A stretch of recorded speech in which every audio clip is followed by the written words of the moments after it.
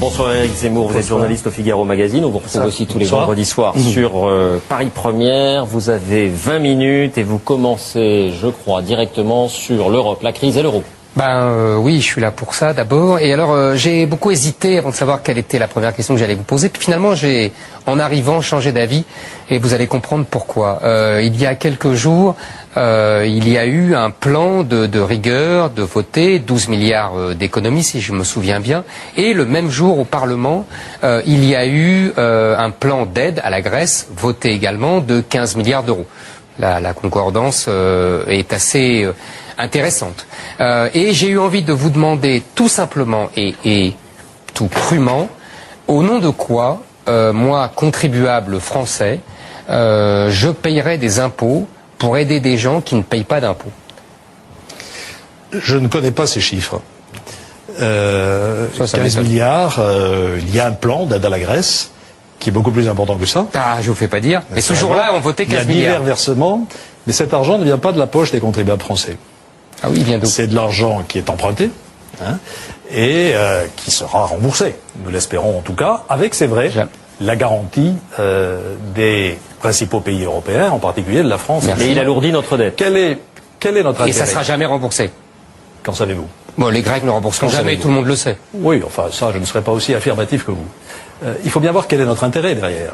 Est-ce que nous avons intérêt à ce que l'Union européenne, et plus précisément la zone euro, s'effondre? Et là, je suis parfaitement affirmatif, non. Ce serait une catastrophe pour la France. Il faut renforcer la zone euro.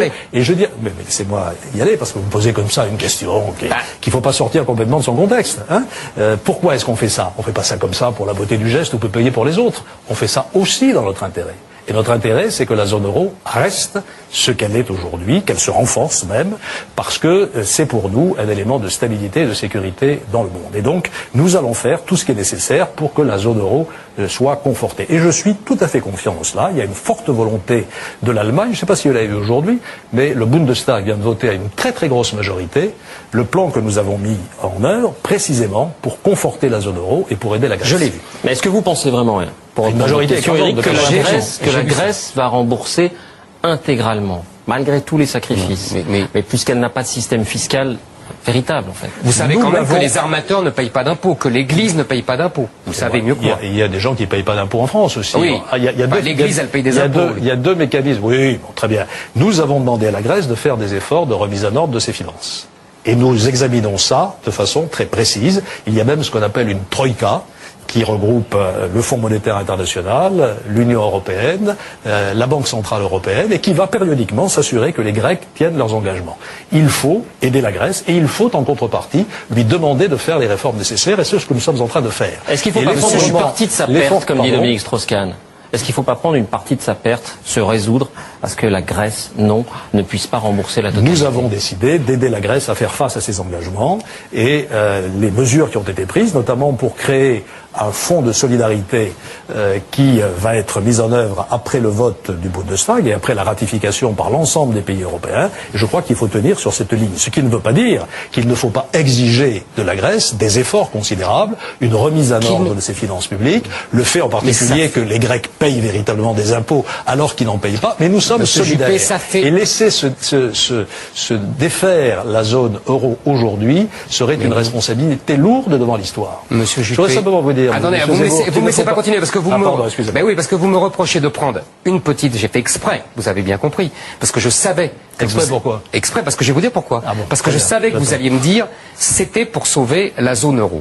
Vous imaginez bien que je savais que vous alliez me dire ça et que vous alliez parler de solidarité avec les Grecs. Moi, je ne comprends pas toujours pourquoi on a une solidarité avec les Grecs comme si on était dans la même nation européenne qui n'existe pas. Et quand vous nous dites il faut sauver la zone euro à tout prix, j'ai bien compris, parce que ça nous apporte de la stabilité et ça nous protège, c'est ça dont j'aimerais discuter avec vous. Parce qu'en vérité, depuis que nous avons l'euro, nous avons une croissance la plus faible quasiment de toutes les grandes zones économiques et même plus faible que la plupart des pays autour de nous, comme la Suède, comme la Suisse, comme des pays même qui sont hors de la zone euro, comme la Pologne, qui ne veulent plus d'ailleurs rentrer dans la zone euro, parce que nous avons la croissance la plus faible. Mais mieux que l'Angleterre, Eric, quand même. Oui, mais l'Angleterre, c'est très spécial. Bon.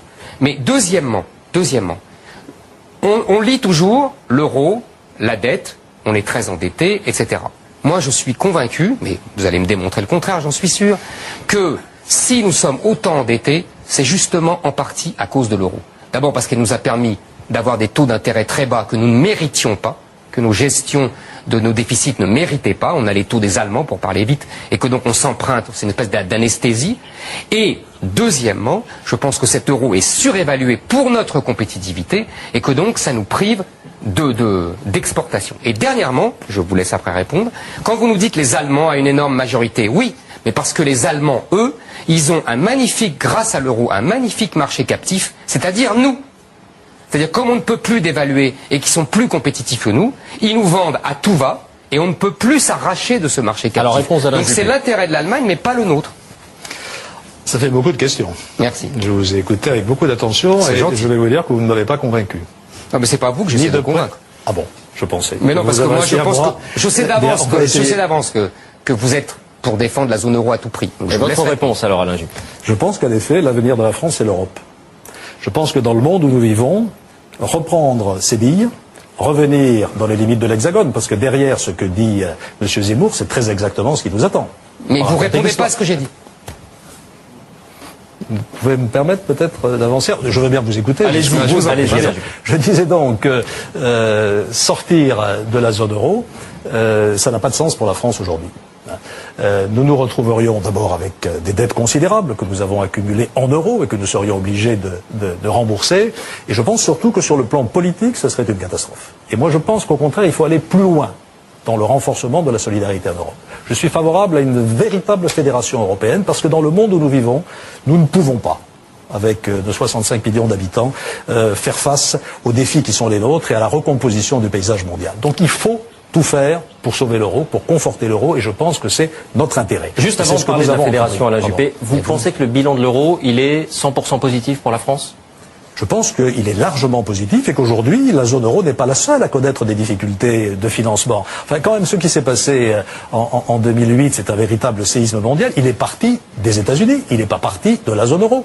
Et aujourd'hui, les États-Unis ont une croissance qui n'est pas bien supérieure à celle de la zone euro et des difficultés qui sont égales aux nôtres. En réalité, nous assistons à une vraie recomposition. Vous êtes d'accord ? Mais la zone euro n'est pas en difficulté depuis 10 ans. Ah, la zone euro elle a une croissance plus faible que les autres. La zone euro est en difficulté depuis 2008. Oui, mais c'est le séisme qui s'est passé à partir des États-Unis que les choses se sont produites. La croissance américaine n'est pas très supérieure sur la longue période à la nôtre. Et donc je pense qu'il n'y a pas d'autre avenir pour la France aujourd'hui que d'essayer de conforter la zone euro et de conforter sa solidarité avec l'Allemagne. C'est dans cette direction que je souhaite aller. Parce qu'il faut bien voir quelle est l'alternative, M. Zemmour, à votre brillante démonstration.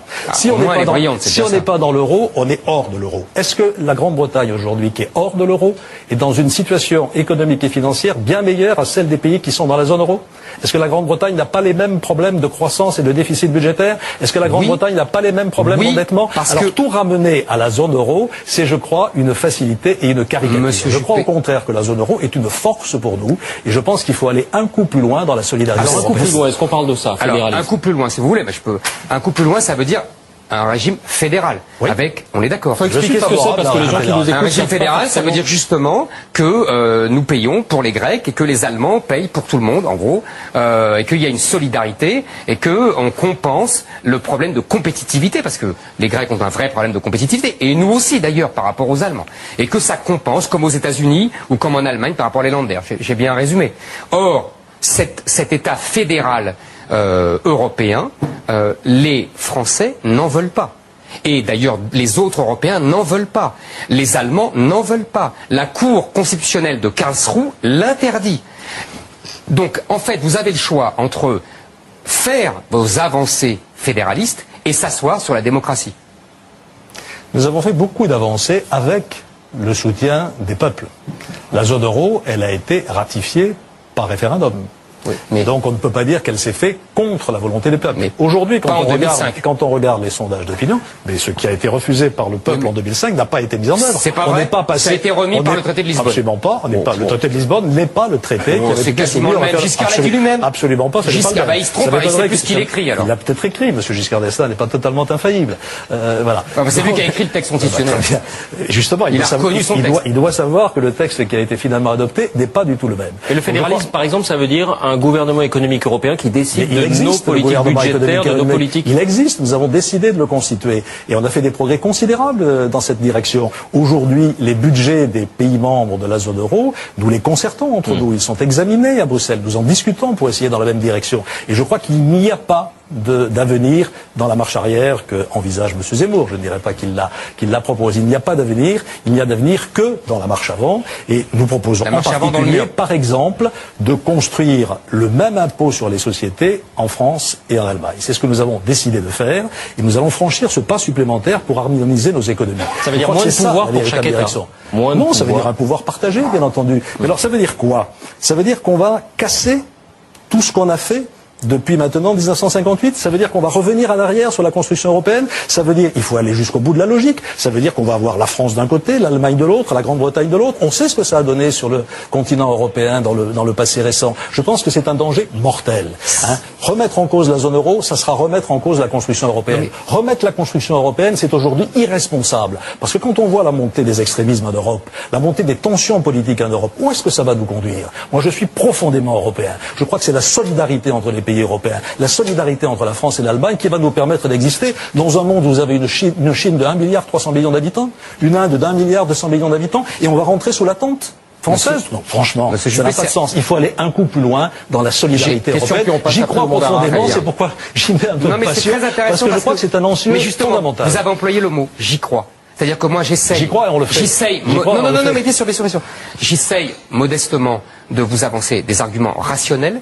Et vous êtes dans la croyance et dans la foi, et vous ne faites que dans l'incantation. Vous ne répondez pas rationnellement. Vous répondez sur « il ne faut pas détruire la construction européenne ». Il ne faut pas... C'est de l'incantation, c'est de la foi. Monsieur Zemmour, vous êtes dans un acte de foi. Vous êtes un être rationnel. Vous êtes dans la non-foi, monsieur Zemmour. Ben oui, vous ne croyez dans pas... l'incrédulité, vous avez raison. Vous ne croyez pas... L'incrédulité et la foi... Ça s'appelle la rationalité. Non, pas du tout. L'incrédulité n'est pas plus rationnelle que la foi. Ah, je suis pas d'accord avec vous. On peut en discuter largement. Ah, ça, je suis d'accord. Ben voilà, on va inviter quelques théologiens autour de la table pour en discuter. C'est un acte de foi. Dans le monde arabe. Vous faites un acte de foi contre l'Europe.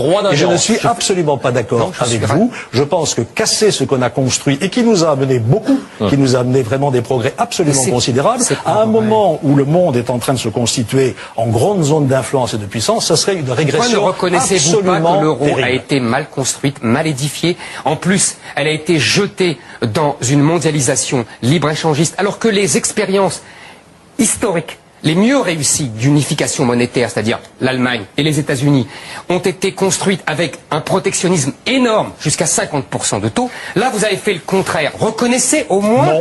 Non, monsieur Zemmour, je ne reconnaîtrai pas. La création de l'euro a été une avancée de la construction européenne. J'y suis attaché. Vous plaidez, d'ailleurs, vous plaidez pour une thèse qui est la vôtre, que je respecte parfaitement, très bien, c'est la vôtre. C'est une thèse, ça n'est pas la mienne, ce n'est pas un échange entre un journaliste et un homme politique. C'est un échange entre deux croyants ou deux non-croyants. Voilà. Bien, moi, je crois dans l'Europe. Je crois qu'il faut aller de l'avant, casser la construction européenne que nous avons élaborée depuis maintenant 40 ou 50 ans dans le monde tel qu'il est serait un risque fantastique. Et je crois à cette alliance aujourd'hui entre la France et l'Allemagne pour aller un coup plus loin. Allez, on avance et on parle du monde arabe.